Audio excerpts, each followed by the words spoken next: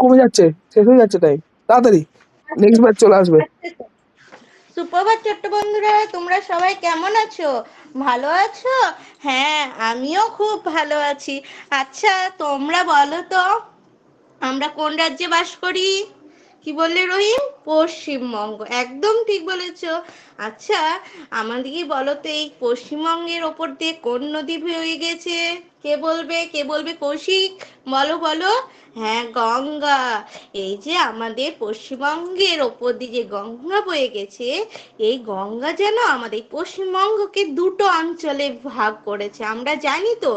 কি বলো তো? হ্যাঁ বলো। ঠিক বলেছো, একটা রাঢ় অঞ্চল আর একটা বাগড়ি অঞ্চল। পূর্ব অংশটা কি অঞ্চল বলো তো? বাগড়ি অঞ্চল, তাই তো। আর তাহলে পশ্চিম অংশটা কি অঞ্চল? রাঢ় অঞ্চল। বাহ, দেখি তোমাদের সবার মনে আছে। আচ্ছা, আজকে আমরা রাঢ় অঞ্চল সম্পর্কে জানবো। আর এই রাঢ় অঞ্চলে কি বলতো, কি রকম মৃত্তিকা জানো? আচ্ছা বলো তো, রাঢ় অঞ্চলটার নাম কেন জানো? এখানে মাটিটা হচ্ছে লাল জাতীয়, লালচে ধরনের, সেই জন্য এই অঞ্চলের নাম হয়েছে কি, রাঢ় অঞ্চল। আর এই অঞ্চলে কি আছে জানো? অনেকটা পাহাড় আছে, কি টিলা আছে, এবং মাটিটা হচ্ছে একটু শুষ্ক প্রকৃতির, জানো? আচ্ছা, এই যে শুষ্ক প্রকৃতির, এখানে কি হয় জানো? এখানে প্রধানত কি কি ফসল হয় বলো তো? হ্যাঁ, এখানে প্রধানত ফসল হয় চাষ, তারপরে চাষ কেউ করেন পশুপালন, এইভাবে জীবিকা নির্বাহ করে।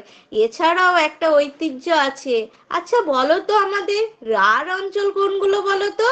হ্যাঁ ঠিক বলেছো, পুরুলিয়া, বাঁকুড়া, পশ্চিম মেদিনীপুর, বর্ধমান, তাই তো। আচ্ছা বলো তো, আমাদের টেরাকোটা শিল্প কোথায় আছে? হ্যাঁ ঠিক বলেছো, বাঁকুড়ায়, তাই তো। আচ্ছা, ওই শিল্পটা কি বলো তো? হ্যাঁ ঠিক, মাটির তৈরি, মাটির জিনিস, মাটি দিয়ে কি স্থাপত্য তৈরি করার জিনিস, তাই তো। হ্যাঁ ঠিক বলেছো।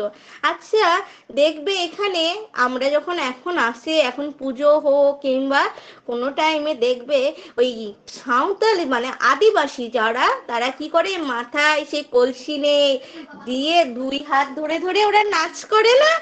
হ্যাঁ, এই নাচটাই কি নাচ বলে জানো? ঝুমুর নাচ। এটি প্রধানত এই রাঢ় অঞ্চলেই দেখা যায়। তার মধ্যে কোন অঞ্চলে বলো তো? হ্যাঁ ঠিক বলেছো, পুরুলিয়ায়। আচ্ছা, আর এইখানকার এই যে রাঢ় অঞ্চলে যেসব নদীগুলো বয়ে গেছে, সেগুলো সাধারণত কেমন নদী জানো? বর্ষার জলে পুষ্ট নদী। আচ্ছা, আমরা আগের দিন বলেছিলাম না, আমরা দুই রকমের নদী, একটা বরফ গলা জলের নদী আর একটা বর্ষা জলের নদী। আচ্ছা, এইখানকার নদীগুলোর কি নাম জানো? অজয়, দামোদর। আচ্ছা ঠিক আছে, তাহলে আজকে আমরা কি সম্পর্কে জানলাম? রাঢ় অঞ্চল সম্পর্কে। আচ্ছা তাই তো। আচ্ছা, আমাকে কে বলবে? রহিম, বলো তো, এই রাঢ় অঞ্চলের নৃত্য কেমন ধরনের? পুরুলিয়ায় কোন ধরনের নৃত্য দেখা যায়, নাচ? হ্যাঁ ঠিক বলেছো, ঝুমুর নাচ।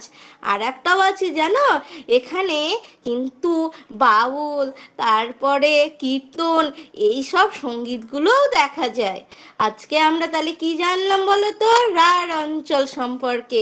আচ্ছা, এই রাঢ় অঞ্চল দিয়ে কোন কোন নদী বয়ে গেছে আমি কি বললাম? কে বলবে? রহিম, এই রিমা বলবে? হ্যাঁ বলো। অজয়, দামোদর, তাই তো। বাহ, দেখছি তোমরা খুব সুন্দরভাবে মনে করেছো, মন দিয়ে শুনেছো। আচ্ছা, আর একটা কে বলবে? একটা শামীম বলবে?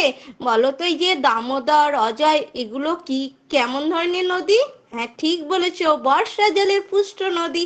বাহ, তোমরা সবাই দেখছি মন দিয়ে বসেছো। বাহ, বসো বসো। আমরা আজকে রাঢ় অঞ্চল সম্পর্কে জানলাম, পরের দিন আমরা আবার বাগড়ি অঞ্চল সম্পর্কে জানবো। আজ এই পর্যন্ত। ধন্যবাদ স্যার। আচ্ছা ম্যাডাম, আপনি